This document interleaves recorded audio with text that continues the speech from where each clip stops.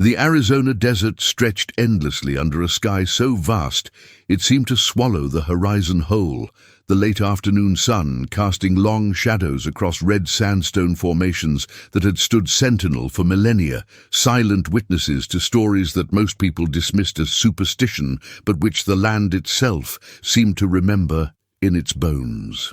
Ava Collins stood at the edge of Route 160, her camera equipment spread across the hood of her dusty Jeep Cherokee, reviewing footage she had captured earlier that morning in Kayenta, a small town on the edge of the Navajo Nation, where gas stations and trading posts sat alongside traditional hogans, creating a landscape where the ancient and modern collided in ways that felt both jarring and strangely harmonious.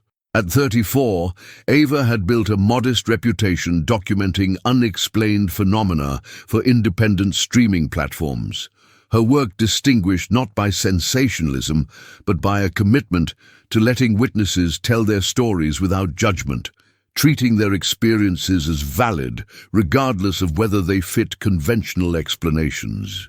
Her dark hair was pulled back in a practical ponytail, her olive skin showing the first signs of sunburn despite the sunscreen she had applied that morning, and her grey eyes carried an intensity that people often mistook for detachment, but which was actually the opposite, a hyper-awareness born from years of trying to understand something that had never made sense, something that had shaped every choice she had made since childhood. She was reviewing an interview with an elderly woman named Margaret Begay, whose weathered face had shown genuine fear as she described what she had seen 3 weeks earlier while driving home from her daughter's house after sunset.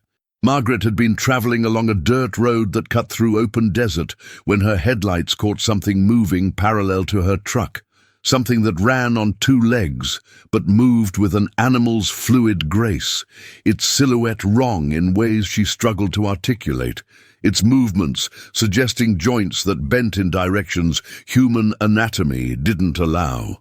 "It kept pace with my truck," Margaret had said, her voice dropping to a whisper even in broad daylight, even sitting in her own living room surrounded by family photos and Christian iconography that coexisted with traditional Navajo symbols. "I was going 45 miles an hour on that road, and this thing, it just ran alongside me like it was nothing, like it was playing with me. And then it turned its head, and I saw its face. And it wasn't human, but it wasn't animal either. It was something in between, something that shouldn't exist." Margaret had refused to describe the face in detail, saying only that some things shouldn't be spoken aloud, that words had power and naming something could draw its attention, a belief that Ava had encountered repeatedly in her research, but which still felt alien to her Western, rational mindset. Ava closed her laptop and leaned against the Jeep, feeling the metal warm beneath her palms, letting the desert wind carry the scent of sage and dust, while her mind drifted to the memory that had brought her back to this region after 23 years of avoiding it. She'd been 11 years old when her family took a road trip through the Southwest, her parents enthusiastic about exposing their children to Native American culture and natural wonders. Her younger brother Jamie excited about everything with the boundless energy only an 8-year-old could sustain. They had stopped at a campground near Shiprock, that dramatic volcanic formation that rose from the desert floor like a massive ship frozen in stone, and on their second night, Jamie had wandered away from their tent while Ava slept, and their parents sat by the campfire talking to other tourists. The search had lasted 3 days, involving tribal police, park rangers, volunteers from the nearby community, and eventually FBI agents who treated the case as a possible abduction. They never found Jamie. Never found any trace of him beyond his footprints leading away from camp and then simply stopping, as if he had been lifted into the air or had ceased to exist. The official conclusion was that he had gotten lost and succumbed to exposure, that wildlife had scattered his remains, but Ava had never believed it, had never been able to accept such a mundane explanation for something that felt fundamentally wrong, touched by an inexplicable wrongness that her child's mind couldn't articulate, but which had haunted her ever since. Her phone buzzed with a text message from Nathan Yazzie, the cultural consultant she had hired for this project, saying he would meet her at the Tuba City diner in an hour. Nathan was 29, a graduate of Northern Arizona University, with degrees in anthropology and Native American studies, someone who straddled two worlds with the complex identity of modern indigenous Americans who honored their heritage while navigating a society that often reduced them to stereotypes or ignored them entirely. Ava had found him through a mutual acquaintance who vouched for his knowledge of Navajo culture and his willingness to work with outsiders, though the acquaintance had also warned her that Nathan could be protective of certain information, that there were boundaries he wouldn't cross no matter how much she paid him. Their initial phone conversation had been cautious on both sides, Nathan asking pointed questions about her intentions and what she planned to do with the footage, Ava trying to articulate that she wasn't interested in exploitation or mockery, but in genuine understanding, in documenting testimonies that deserved to be preserved and respected.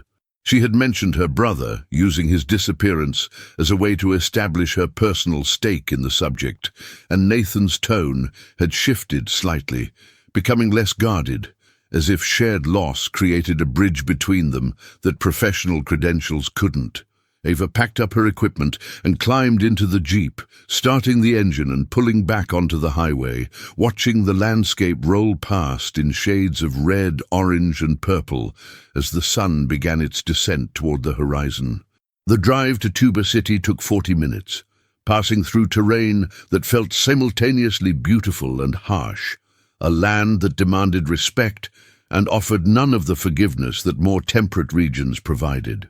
She thought about the other interviews she had conducted over the past week, the consistency of certain details that appeared across testimonies from people who had never met each other and had no reason to coordinate their stories. Multiple witnesses described the same wrongness in movement, the same sense of being watched from darkness, the same instinctive terror that went beyond rational fear into something primal, evolutionary. The kind of fear that ancestors must have felt when predators stalked them in the night. Some mentioned hearing voices that mimicked loved ones, calling them outside or into isolated areas, voices that sounded almost right but carried an uncanny quality that triggered alarm bells in the listener's mind. Others described tracks that started as human footprints and transitioned into animal prints mid-stride, or vice versa, as if whatever made them couldn't maintain a consistent form. The diner in Tuba City was a modest establishment that served both American standards and Navajo tacos, its parking lot half full with pickup trucks and a few sedans, its windows glowing warmly against the gathering dusk. Ava spotted Nathan immediately when she entered, sitting in a booth near the back, his black hair cut short, his dark eyes taking her measure as she approached. He wore jeans, work boots, and a flannel shirt over a t-shirt depicting a stylized thunderbird, his appearance deliberately casual in a way that felt like armor against assumptions people might make. Ava slid into the seat across from him, offering a tired smile that he returned with a slight nod. "Long day?" he asked, his voice carrying the slight accent of someone who grew up speaking both Navajo and English, code-switching between languages and cultural contexts since childhood. "Long week," Ava replied, accepting a menu from a waitress who greeted Nathan in Navajo before switching to English for Ava's benefit. "I've recorded 8 interviews, and every single one of them describes experiences that shouldn't be possible according to everything I understand about reality. But these people aren't lying, and they're not crazy. They're genuinely terrified of something they can't explain." Nathan was quiet for a moment, stirring sugar into coffee that the waitress had brought without him having to order, a regularity that suggested he came here often. "There are things my people don't talk about with outsiders," he said carefully, his words chosen with precision, "not because we're trying to be mysterious or exclusive, but because some knowledge carries weight, carries responsibility, carries danger if it's not handled properly. The stories you're collecting, they're not folklore in the sense that most Americans understand folklore. They're not metaphors or moral lessons or entertainment. They're warnings, passed down through generations, about things that exist in ways Western science doesn't acknowledge. Ava leaned forward, her journalist instincts engaging. But people are experiencing these things now, in 2025, not centuries ago. Whatever skinwalkers are or were, something is happening that matches the descriptions. Don't people have a right to know? Don't they deserve to protect themselves? Nathan's expression hardened slightly. Protect themselves how? By dismissing it as mental illness or mass hysteria, by sending in researchers who treat indigenous knowledge as primitive superstition, or by actually listening to the people who have lived with this knowledge for thousands of years and respecting the boundaries they've established for good reasons. The tension between them was palpable, but not hostile, more like the friction of two people approaching the same truth from opposite directions, each carrying valid concerns that couldn't be easily reconciled. Ava understood his protectiveness, respected it even, but she also felt the pull of her own mission, the need to understand what had happened to Jamie, the compulsion to document truths that mainstream society ignored or dismissed. "I'm not here to exploit anyone," she said quietly. "I lost my brother in this desert when I was a child. The official story never made sense, never gave my family closure. If there's even a chance that what people are describing connects to what happened to him, I need to understand it. I need to know." Nathan's expression softened slightly, and she saw something in his eyes that looked like recognition, like he understood the burden of unanswered questions. "My grandfather disappeared when I was 12, he said after a long pause. "He went out to tend sheep and never came back. The family searched for days, and when they finally found him, miles from where he should have been, he was—" Nathan stopped, struggling with something. He was different, changed. He lived for 2 more years, but he barely spoke, barely ate, just stared at things we couldn't see. My grandmother said he had encountered something in the desert, something that marked him. The elders performed ceremonies, but whatever had touched him couldn't be undone. The shared experience of loss created an opening between them, a mutual vulnerability that shifted their dynamic from consultant and client to something more like reluctant allies, both carrying wounds that wouldn't heal, both seeking answers that might not exist. They ordered food and continued talking as darkness fell completely outside, the diner becoming an island of light in the vast desert night. Nathan explained some of the cultural context around skinwalker beliefs, carefully avoiding specifics that he deemed too sensitive, describing them as individuals who had violated sacred taboos, who had embraced malevolent power through forbidden practices, who could shed their human form and take on animal characteristics for purposes that were never benign. In traditional understanding, he explained, they're not monsters in the Hollywood sense. They're humans who chose evil, who broke the most fundamental laws of harmony and balance that govern Navajo philosophy. The transformation, the powers they supposedly gain, those are symptoms of their corruption, not the core of what makes them dangerous.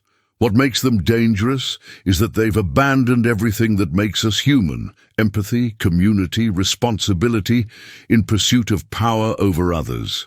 Ava absorbed this, trying to reconcile it with the testimonies she had collected, with the descriptions of inhuman speed and strength, of shapes that defied normal biology. But the physical manifestations people describe, she pressed, the transformations, the abilities that seem impossible, are those literal or metaphorical? Nathan's face became carefully neutral. That's the question, isn't it? Western thinking wants to separate the literal from the metaphorical, the physical from the spiritual, the real from the symbolic. Navajo understanding doesn't make those separations so cleanly. What you're asking me to explain can't be translated into terms that your worldview will accept as valid answers. The frustration in his voice wasn't directed at her personally, but at the fundamental incompatibility between epistemologies, between ways of knowing that had developed in different cultural contexts with different assumptions about the nature of reality itself. Ava realized that her investigation couldn't proceed the way her previous documentaries had, that she would have to suspend her rational skepticism without abandoning it entirely, holding multiple possibilities simultaneously without forcing premature conclusions. As they finished eating and prepared to leave, Nathan mentioned that he had been contacted by several community members who were willing to speak with Ava, but only if certain conditions were met. No filming of sacred sites, no recording of ceremonies, no sharing of specific names or locations that could be identified, and absolute discretion about personal details that could bring unwanted attention or spiritual consequences to the speakers. Ava agreed without hesitation, understanding that access required respect, that the stories she was being trusted with came with obligations she hadn't fully appreciated when she started this project. They agreed to meet the following morning and drive together to meet a family that had recently experienced what they believed was a skinwalker encounter, an incident that had left them frightened enough to consider leaving their home of 3 generations. As Ava drove back to her motel room in Kayenta, the darkness outside her windows felt heavier than normal darkness, populated by shapes her headlights couldn't quite illuminate, and she found herself checking her rearview mirror more frequently than necessary, wondering if the stories she was collecting were already changing her perception, already making her see threats where there were none, or if something was actually out there in the desert night, watching, waiting, drawn by the attention. She was bringing to matters that some believed should remain unspoken. The morning sun broke over the eastern mesas with the kind of crystalline clarity that made the desert look like it existed in a different dimension, every detail sharp and defined, the air so clean it felt like breathing pure light.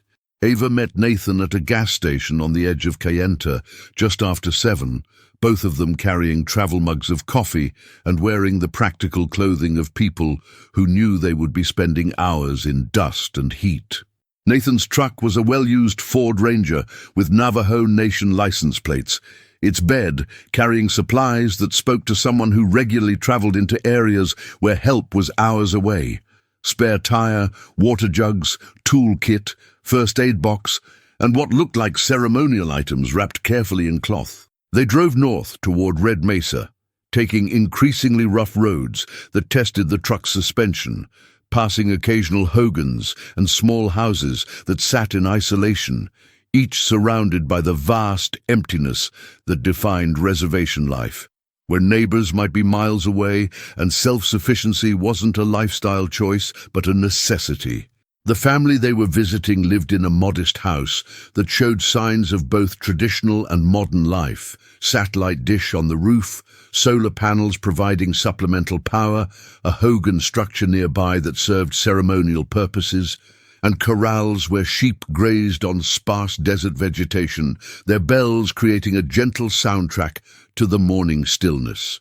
The family consisted of Thomas and Sarah Nez, both in their 50s, along with their adult daughter Emma and her 7-year-old son Jacob, who was currently staying with his aunt in Farmington because of what had happened 3 weeks earlier.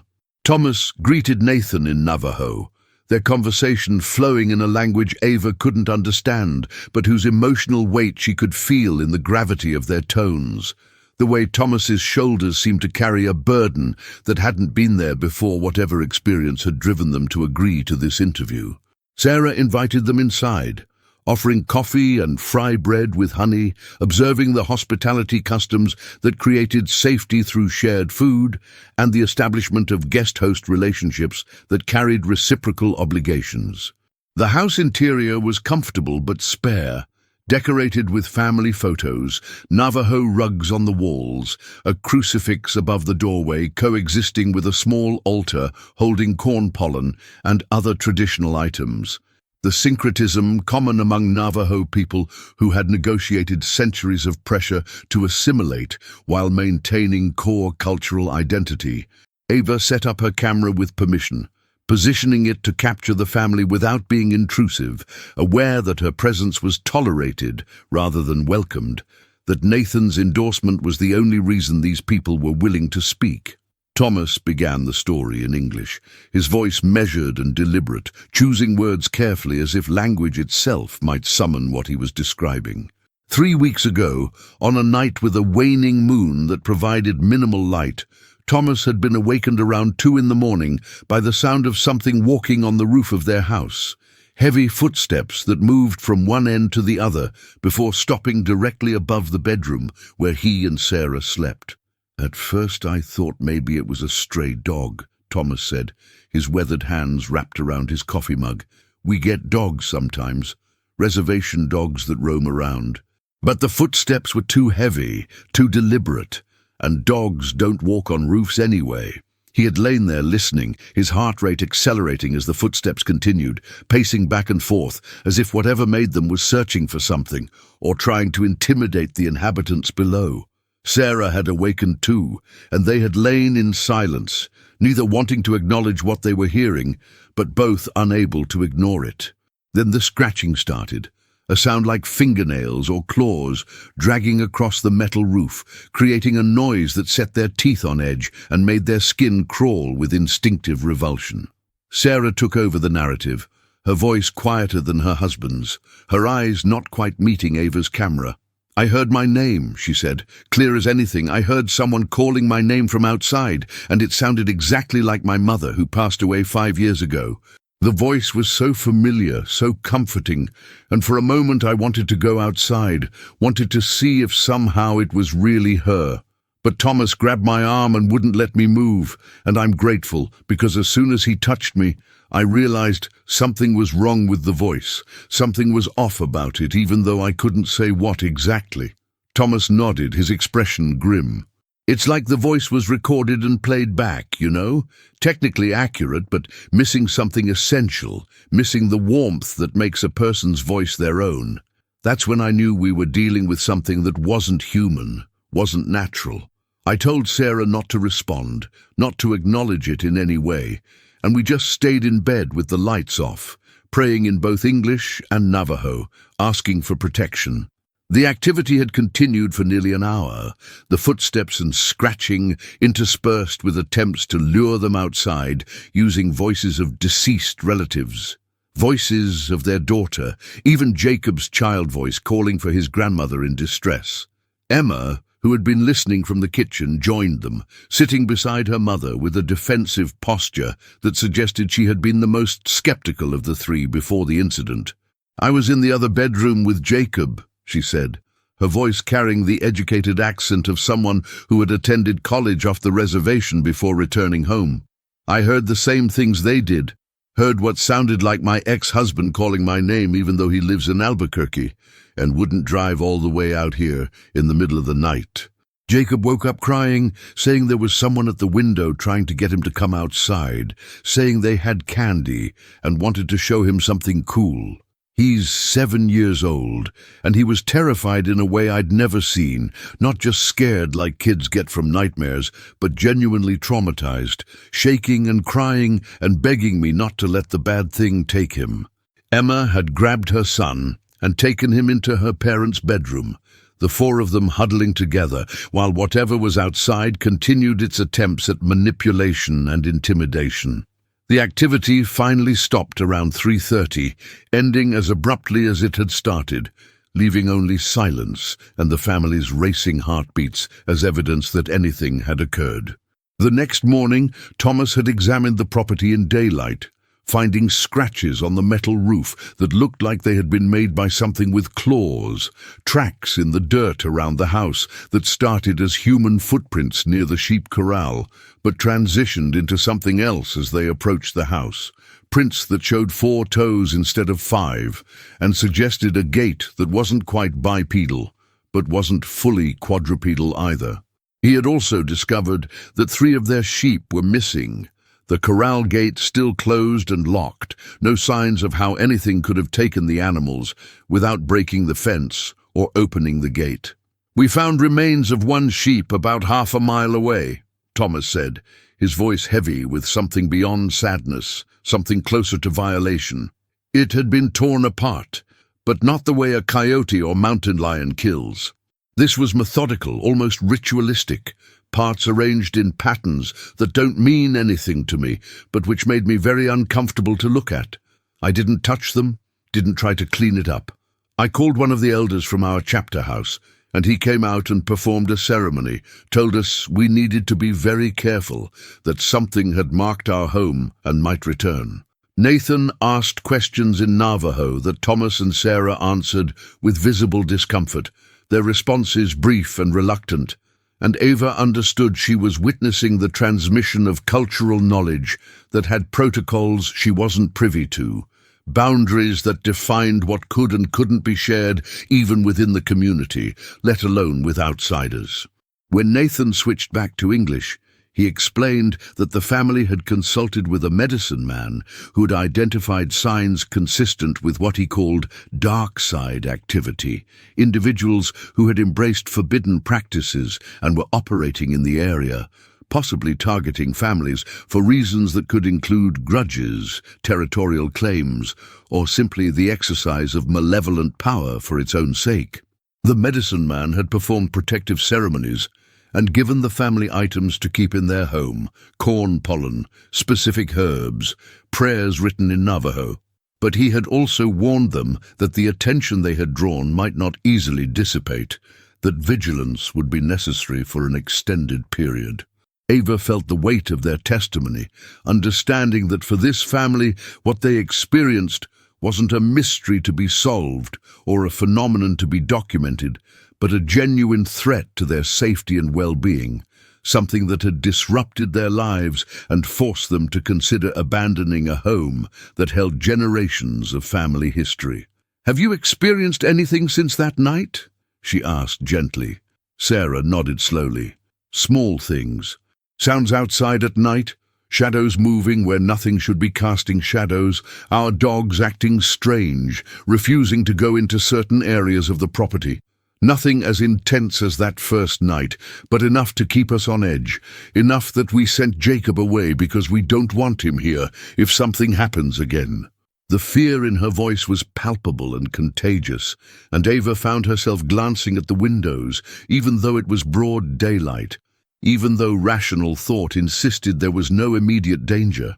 Emma added that she'd been having nightmares since the incident, dreams where something was chasing her through the desert, something that wore human skin but moved like an animal, something that knew her name and the names of everyone she loved. And in the dreams, she could never run fast enough, never find shelter, never escape the certainty that it would eventually catch her.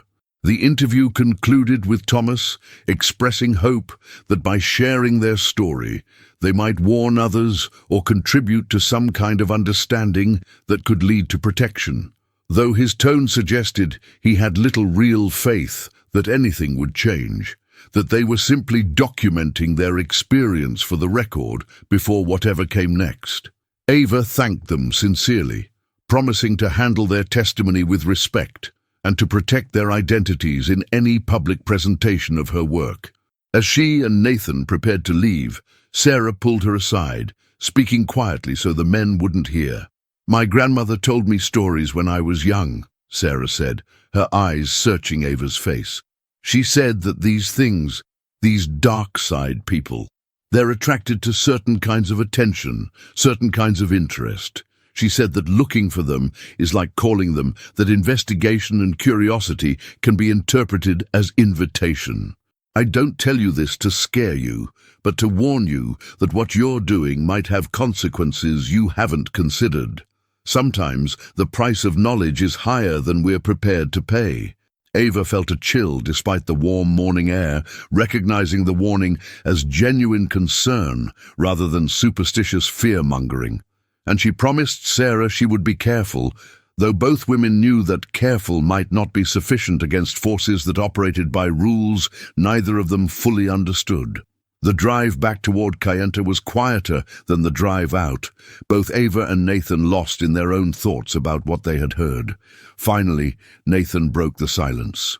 "That family has lived on that land for 3 generations," he said. "Thomas's grandfather built that house, raised sheep on that property, maintained the traditional ways while also adapting to modern necessities. For them to consider leaving, that tells you how serious this is, how deeply it's affected them. This isn't entertainment or folklore for them. It's a crisis that their cultural framework gives them tools to address, but which remains genuinely dangerous, regardless of how well they perform the protective ceremonies." Ava nodded, feeling the responsibility of the stories she was collecting, understanding that her documentary would be entering a conversation that had real stakes for real people, that sensationalizing or trivializing these experiences would constitute a betrayal of the trust being extended to her. She thought about her brother Jamie, about the possibility that his disappearance might be connected to the same phenomena these families were experiencing, and felt a mixture of hope and dread at the prospect of finally understanding what had happened, while also confronting the possibility that the truth might be darker and stranger than she had ever imagined. Nathan mentioned that he knew of other families willing to speak with her, incidents that had occurred over the past 6 months in different locations across the reservation and in nearby off-reservation communities where Navajo people lived, suggesting a pattern or perhaps an escalation of activity that was alarming to those who maintained the traditional knowledge. "There's something you need to understand," Nathan said as they approached the main highway. "In Navajo philosophy, everything is about balance, about harmony between different forces and beings. When that balance is disrupted, when certain boundaries are crossed, it creates ripples that affect everything. The stories you're collecting, they're not isolated incidents. They're symptoms of a larger imbalance, possibly connected to environmental destruction, possibly connected to cultural erosion, possibly connected to things I don't fully understand myself. But they're part of a pattern, and patterns have meaning in our worldview, even when that meaning is difficult to articulate in English or in terms that Western science would recognize as valid." Ava found herself respecting Nathan's perspective more deeply, recognizing that his reluctance to reduce these experiences to simple explanations came from a sophisticated understanding of complexity rather than primitive confusion, and she felt grateful to have him as her guide through territory that was as much cultural and spiritual as it was geographical. The painted desert stretched before them in layers of sedimentary color, bands of lavender, rust, cream, and grey that spoke of geological timescales that dwarfed human concern, and yet it was across this ancient landscape that contemporary horror was reportedly unfolding, bridging the immense gulf between deep time and immediate trauma.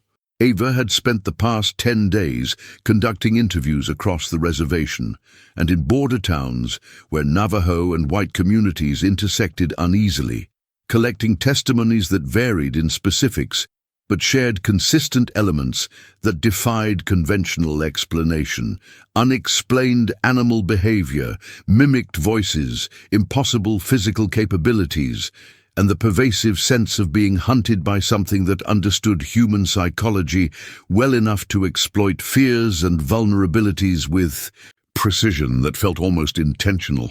She had documented a rancher who found his cattle mutilated in ways that veterinarians couldn't explain, a teacher who heard her dead husband's voice calling her into the desert during a midnight drive, a teenage boy who swore something had chased his truck at 70 miles per hour on a straight highway where no animal should have been able to maintain such speed, and an elderly couple whose security cameras had captured dark shapes moving across their property with movements that the footage rendered ambiguous and unsettling, neither clearly human nor clearly animal, but disturbingly in between. Nathan had become more than a consultant during these days, evolving into something closer to a collaborator and friend, his initial guardedness giving way to a trust built on shared experience and mutual respect for each other's perspectives.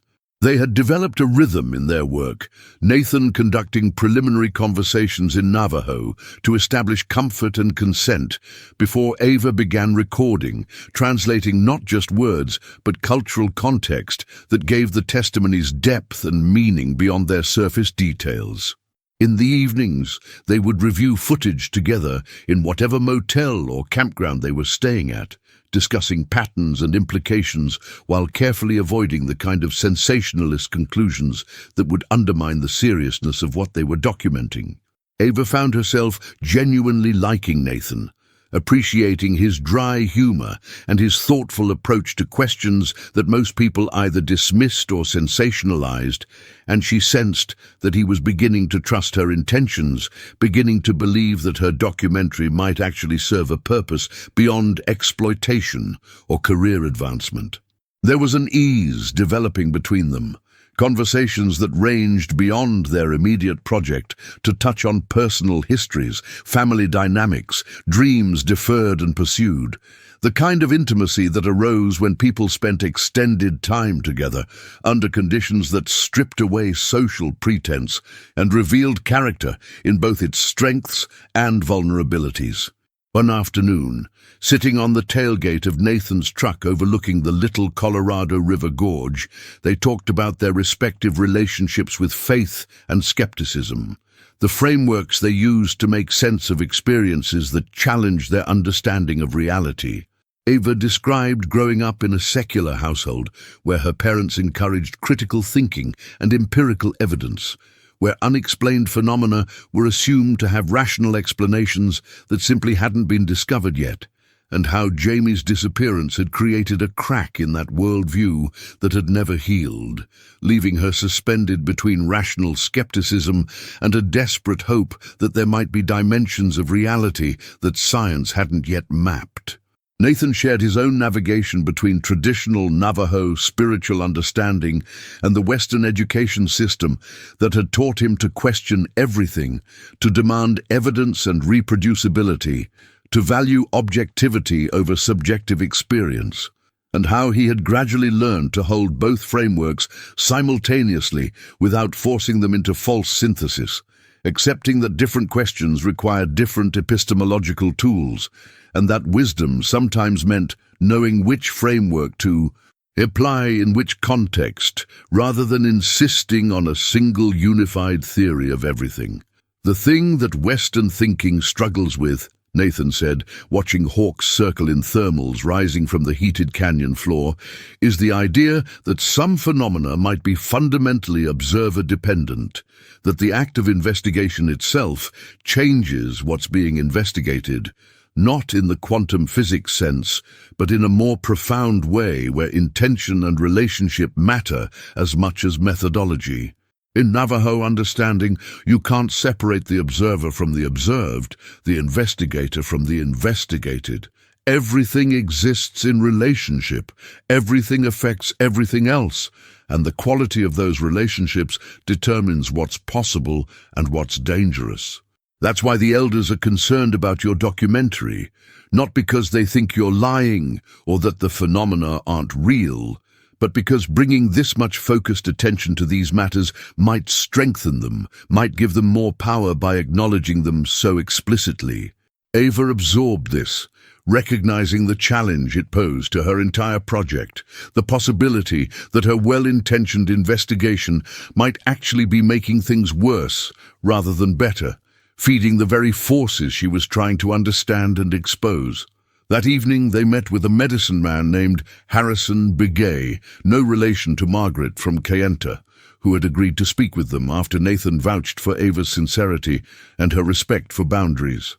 Harrison was in his 70s, his face carved with lines that spoke of both hardship and wisdom, his hands steady despite his age, his eyes carrying the clarity of someone who had spent a lifetime observing patterns most people missed.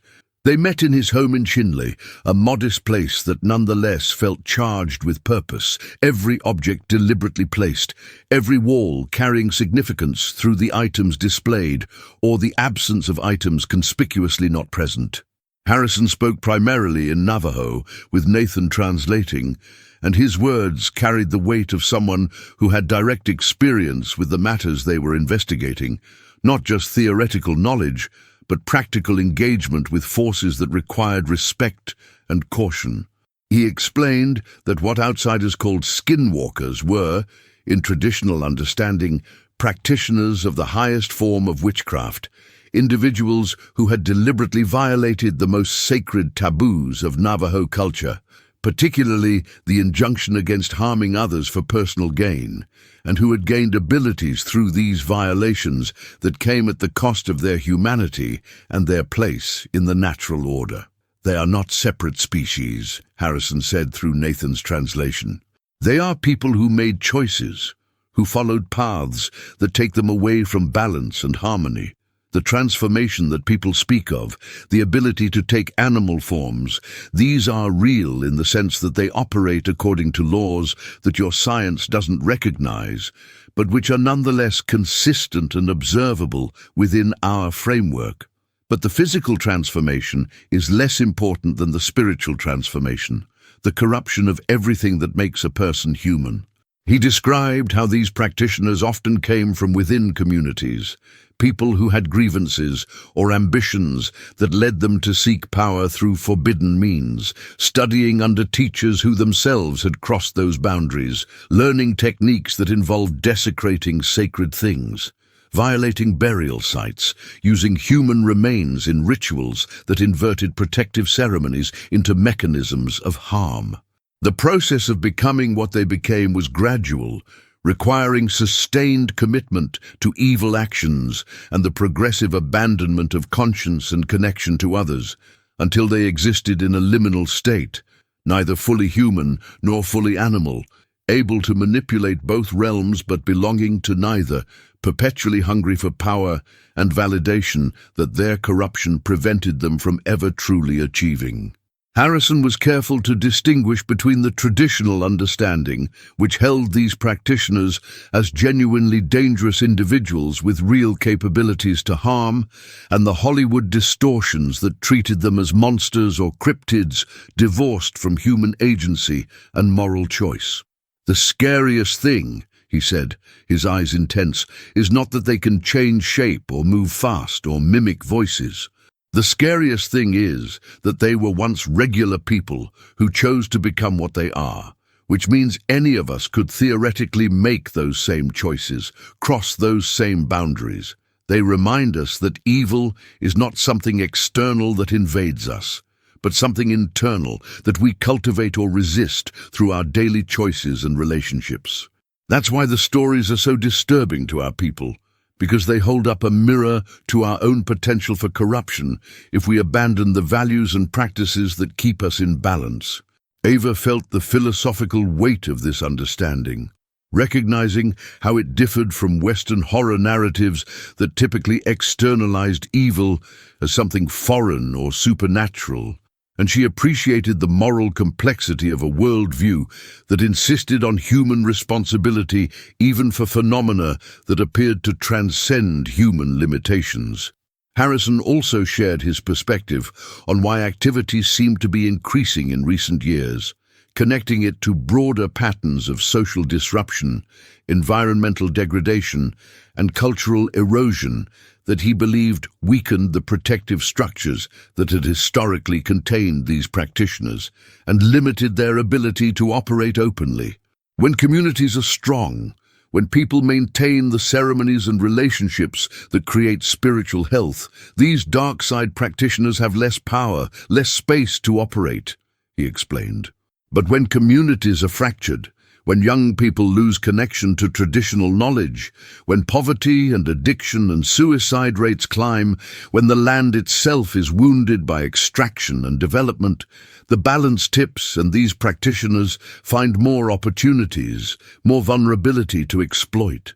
What you're documenting is not just individual incidents, but symptoms of a civilization that's losing its center, losing the values and practices that protected it.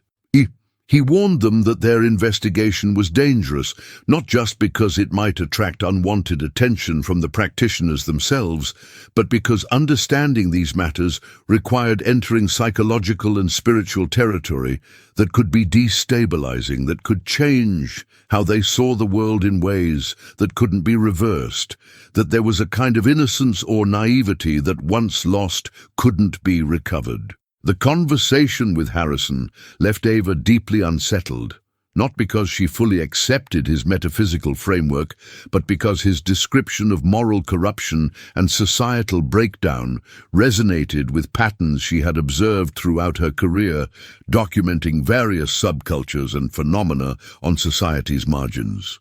She thought about the opioid crisis devastating rural America, the epidemic of despair that sociologists struggle to explain, the rise of conspiracy theories and extremist ideologies, the pervasive sense that established institutions and narratives were failing, and wondered if Harrison might be right that these were all connected symptoms of a larger collapse in coherence and meaning that created vacuum spaces where darker forces, whether supernatural or merely psychological, could flourish.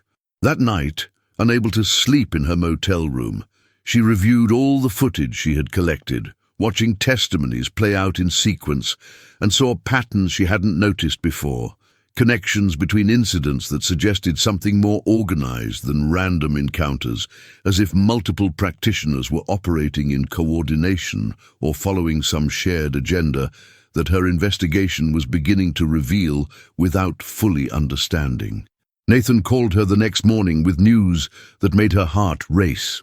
He had been contacted by someone claiming to have information about a group that met regularly in remote locations, conducting ceremonies that the source described as inversions of traditional healing rituals, gatherings that allegedly involved practitioners sharing knowledge and coordinating activities in ways that suggested more organization than the traditional understanding typically acknowledged.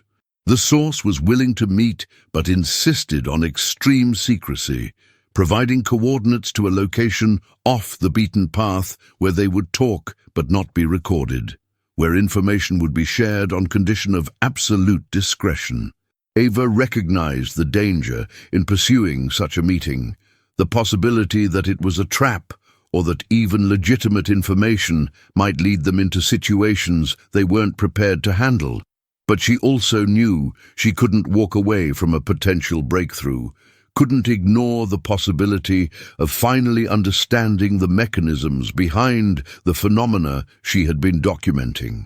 She agreed to the meeting with Nathan, both of them understanding implicitly that they were crossing another threshold, moving from passive documentation to active investigation, becoming participants rather than mere observers in a story that was revealing itself to be darker and more complex than either had initially imagined.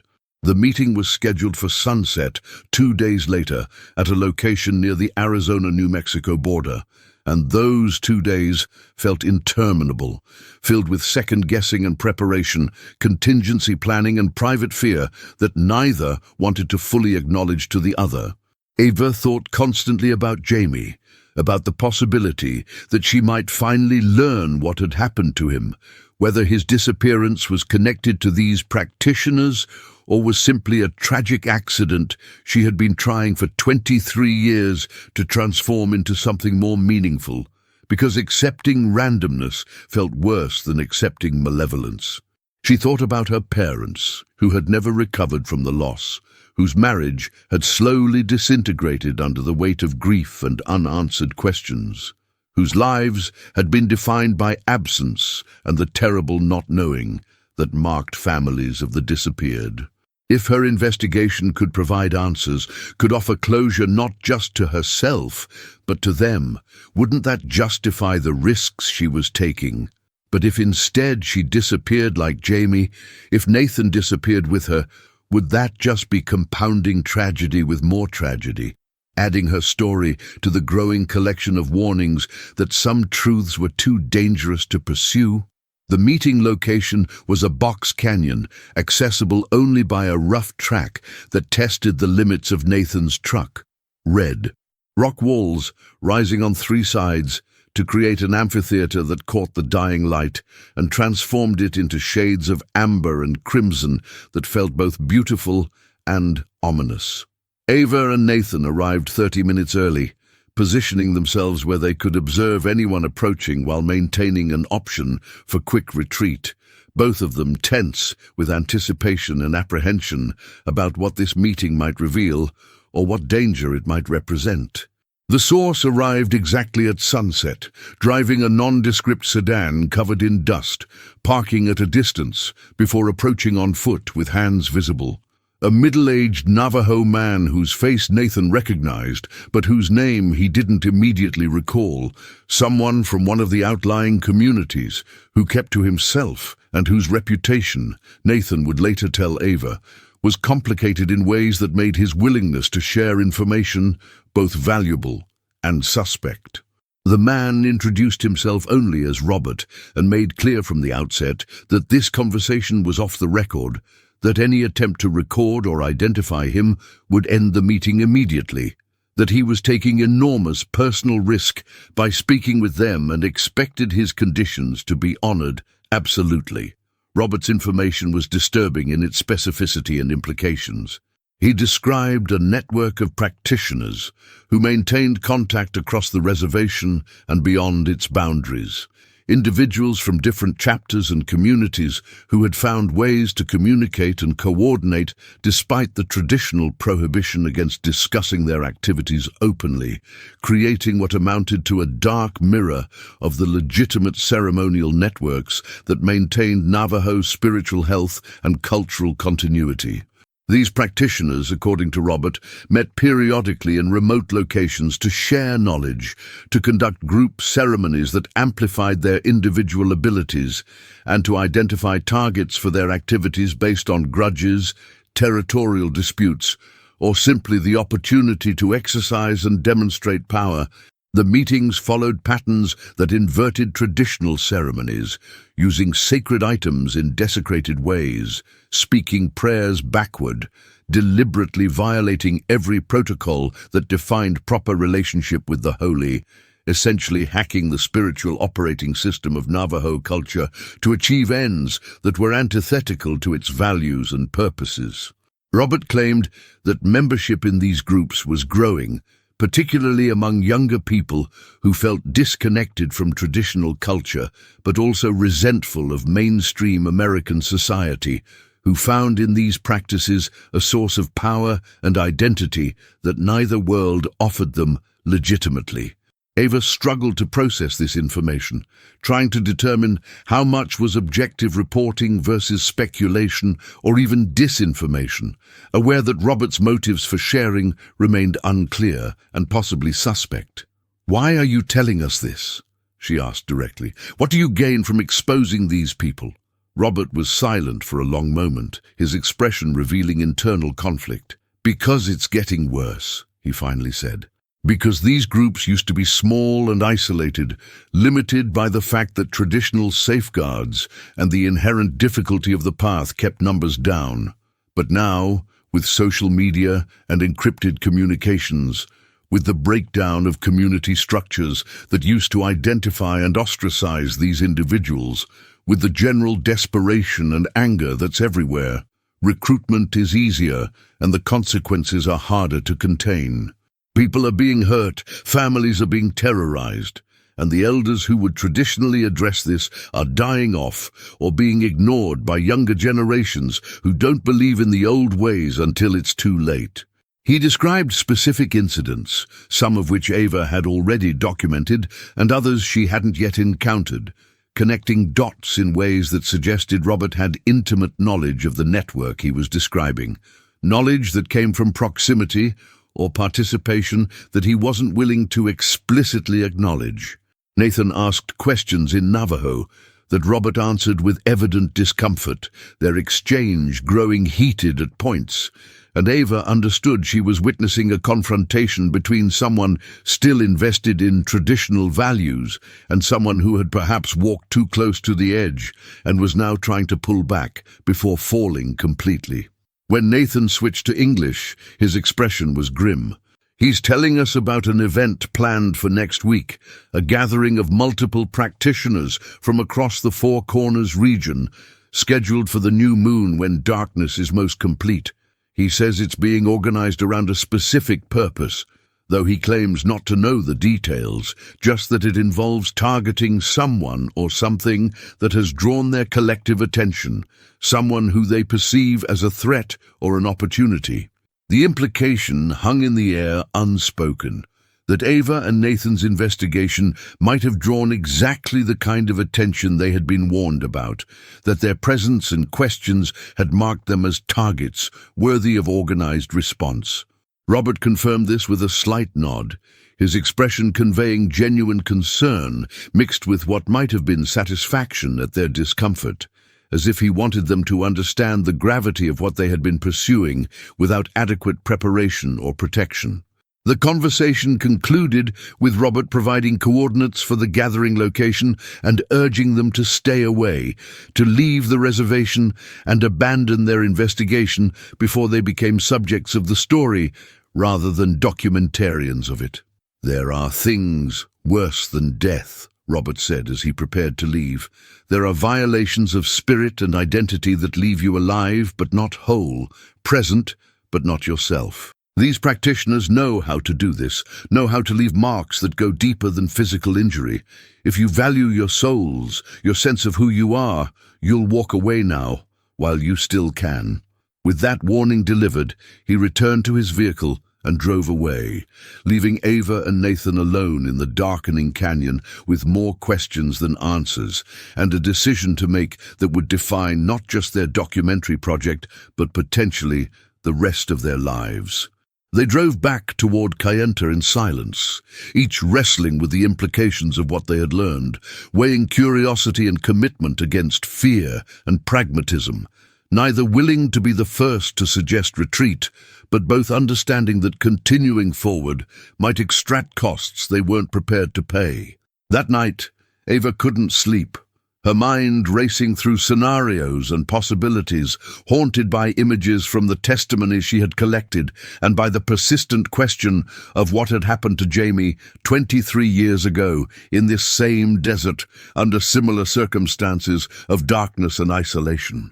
She thought about her parents, about the decades of grief they had endured, about the way loss had hollowed them out and left them going through motions of life without ever fully living again, and she wondered if seeking answers was worth the risk of inflicting similar trauma on people who cared about her, Nathan's family, who would grieve him if something happened, her own handful of friends who would ask what possessed her to keep pursuing a story that everyone warned her away from. But she also thought about the families she had interviewed, about Thomas and Sarah Nez, and their grandson Jacob, sent away from his home because of fear, about Emma's nightmares and Margaret Begay's terror, and all the other people whose testimonies she had documented, people who deserved to have their experiences validated and addressed rather than dismissed as folklore or mental illness. If she walked away now, what message did that send about which stories mattered, which testimonies were worth pursuing, and which were too dangerous or too inconvenient to acknowledge? The next morning, she met Nathan at their usual coffee shop, both of them looking exhausted from sleepless nights and the weight of decision. Before either could speak, Nathan slid a folded piece of paper across the table, a printout of a news article from 23 years ago about a missing child near Shiprock, a boy named Jamie Collins, whose disappearance had never been solved, whose case had gone cold after 3 days of intensive searching, found no trace beyond footprints that led into emptiness. "I've been thinking about your brother," Nathan said quietly. "About why you're really here, what you're really searching for beyond the documentary. I talked to my grandmother last night, told her about your family's story without mentioning names. She said something interesting. She said that sometimes children are taken because they're sensitive, because they can see things that adults have learned to ignore, and that sensitivity makes them valuable to those who operate in ways most people can't perceive. She said if your brother had that kind of sensitivity, he might have been targeted specifically, not randomly. and that if he survived the initial encounter, he might have been... Nathan trailed off, struggling with something, transformed, changed, made into something other than what he was, initiated into practices that would have broken him and remade him according to purposes you wouldn't want to imagine. The suggestion hit Ava like physical blow, forcing her to confront a possibility she had never articulated even in her darkest imaginations. That Jamie might not be dead, might not have died quickly from exposure or been killed by a predator, but might instead have endured something worse, might even still be alive in some corrupted form, might be among the very practitioners whose activities she had been documenting. The thought was simultaneously too terrible to accept and too compelling to dismiss, offering an explanation that was worse than any she had previously considered, but which also suggested the faint possibility that some form of her brother still existed, however altered, however lost to the person he would have become. Nathan watched her process this, his expression sympathetic but not pitying, understanding that he had just handed her the most painful gift, a new angle on old grief, a reason to continue that was both more personal and more dangerous than the documentary had ever been. "I don't know if that's what happened," Nathan said.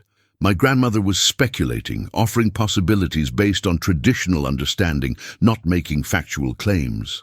But if you want to pursue this, if you want to attend that gathering next week and see what we can learn, I'll go with you. Not because I think it's wise, but because I understand that some questions demand answers, even when the cost is high." They spent the next 5 days preparing for an expedition they both knew might be their last, reaching out to people they trusted to establish dead man switches for their documentation, preparing packages of evidence to be released if they failed to check in at appointed times, writing letters to family members, explaining their choices and asking for understanding if the worst occurred. Ava transferred all her footage to encrypted cloud storage and provided access codes to a journalist friend who agreed to publish the material if Ava disappeared, honoring her work even posthumously. Nathan consulted with elders and medicine men, undergoing ceremonies meant to provide protection and strengthen his spiritual defenses, acquiring items that traditional understanding considered effective against malevolent forces, preparing himself in ways that his education had taught him to view as superstitious, but which his cultural heritage insisted were necessary. They purchased supplies for several days in the desert, obtained topographical maps of the region where Robert had indicated the gathering would occur, and rehearsed extraction plans in case they needed to retreat quickly, trying to balance the opposing demands of staying safe and getting close enough to actually observe what they had come to document. The night of the new moon arrived with conditions that felt ominous. Unseasonable cold, wind that carried dust and seemed to whisper at the edges of perception, clouds obscuring stars and creating a darkness so complete it felt solid, oppressive, weighted with significance that might be projection or might be real, no way to distinguish with certainty. They drove to a location approximately 2 miles from the coordinates Robert had provided, parking the truck in a sheltered arroyo and proceeding on foot with night vision equipment and cameras capable of recording in extreme low light, moving carefully across terrain that was treacherous in darkness, every sound amplified and potentially significant, every shadow a possible threat or possibly nothing, their minds playing tricks that fear enhanced into near hallucination. After an hour of careful approach, they reached a vantage point overlooking a natural depression in the landscape, a place where the desert floor dipped into a shallow basin surrounded by low rock formations, and what they saw there made Ava's breath catch and her hands shake so violently she nearly dropped her camera. Below them, illuminated by multiple small fires arranged in a pattern that hurt to look at directly, dozens of figures moved in ritualized patterns, their movements synchronized in ways that suggested practiced choreography, their voices raised in chanting that sounded like language but distorted, words that might have been Navajo but inverted, perverted into forms that carried wrongness in their very phonemes. Some figures wore animal skins, but the way the skins moved suggested they were not merely draped over human forms, but somehow merged with them, the boundary between skin and flesh unclear in the flickering firelight. The gathering included people of various ages, from teenagers to elderly individuals, united by their participation in ceremonies that Ava's Western education insisted must be performance, theater, elaborate role-play, because the alternative was impossible. Yet her eyes transmitted images that defied easy dismissal as mere pretense. She recorded what she could, hands trembling, aware that Nathan beside her was whispering prayers in Navajo, his face illuminated by the camera's faint glow, showing an expression of horror and vindication, the look of someone whose cultural knowledge was being confirmed in ways he had hoped would never be necessary. The ceremony intensified over hours, the chanting growing louder and more discordant, the movements more frenzied, and then something happened that Ava's rational mind refused to fully process, even as her camera captured it. The figures began to change, their shapes becoming fluid, their silhouettes shifting between forms that appeared human and forms that appeared animal, the transitions accompanied by sounds that were neither human nor animal, but something between, something that shouldn't exist in the natural world.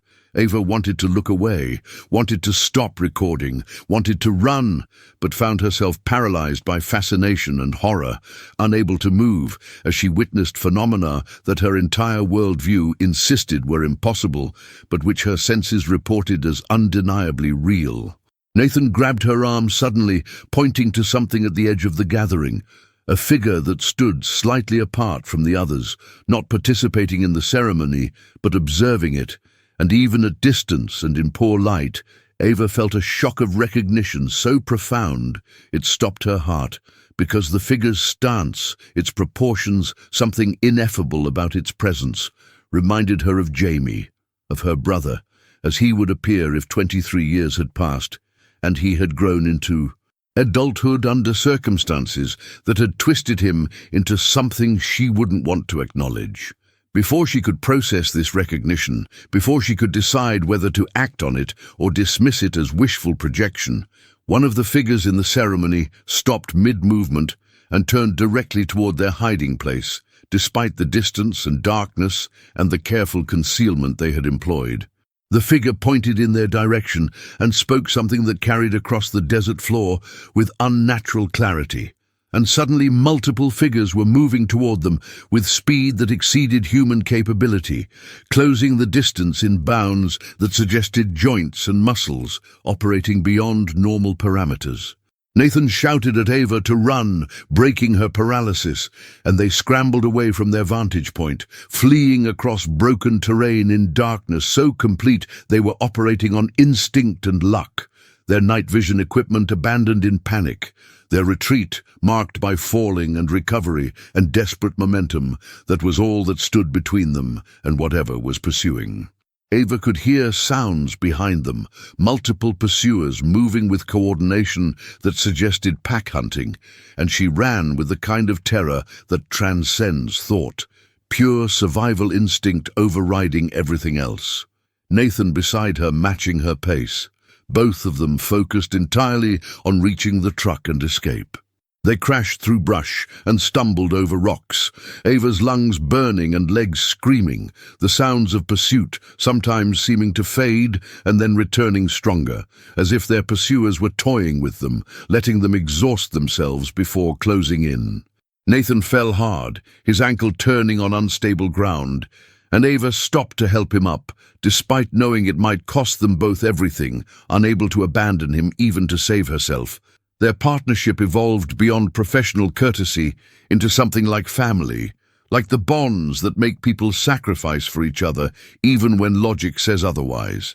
With his arm over her shoulder, they ran the remaining distance to the truck, Nathan's teeth gritted against pain, Ava supporting his weight while her own body threatened to collapse, and by some miracle or perhaps by design, they reached the vehicle, tumbled inside, Nathan turning the key with shaking hands, while Ava locked doors and checked mirrors, seeing shapes approaching from multiple directions, converging on them with movements that cameras couldn't have captured because they defied the frame rates and shutter speeds that defined normal motion. The engine roared to life, and Nathan gunned it, the truck lurching forward and fishtailing on loose gravel before gaining traction, tires throwing up dust as they accelerated away from whatever had been pursuing them, the speedometer climbing past 60 on a road barely suitable for 20, neither of them caring about safety, only distance, only escape, only survival. They drove for 30 minutes before either spoke, putting miles between themselves and the gathering site, neither looking back, neither willing to acknowledge what they had witnessed or what it meant for their understanding of reality. Finally, with trembling hands, Ava checked her camera and found it still recording, found that she had captured hours of footage showing things her mind couldn't accept, but which the digital record insisted had occurred. Evidence that would either validate everything the testimonies had described or mark her as delusional. No middle ground possible once the footage was reviewed and processed. They drove through the remainder of night and into dawn, crossing back into areas with cell service and electricity and the ordinary markers of civilization that felt both comforting and inadequate, insufficient protection against what they now knew existed in the spaces between, the territories where different laws applied and different beings operated. As sunrise painted the desert in familiar colors, Ava finally spoke, her voice hoarse from exertion and terror. "Did you see him?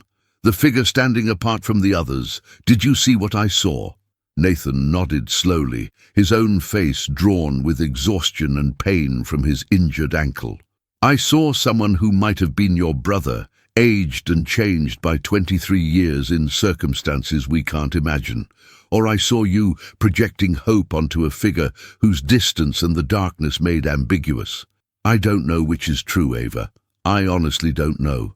The uncertainty was perhaps the most honest acknowledgement either could offer, the recognition that what they had witnessed might be subject to multiple interpretations, even as its essential strangeness remained undeniable, that human perception was fallible even when confronted with phenomena that seemed to exceed normal parameters.